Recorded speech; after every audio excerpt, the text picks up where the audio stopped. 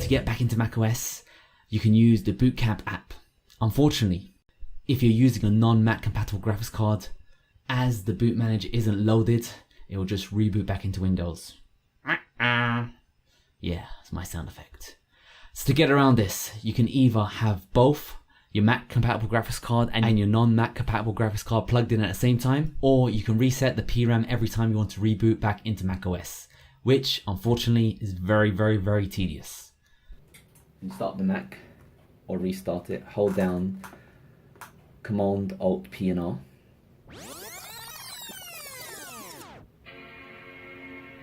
After the first chime, just keep holding it down and wait for the second one.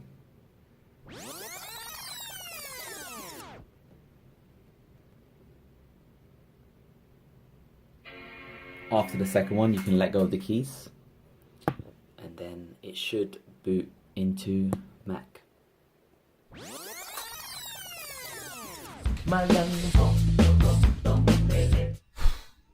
Once back in your macOS, you can always reboot back into Windows from System Preferences, Startup Disk.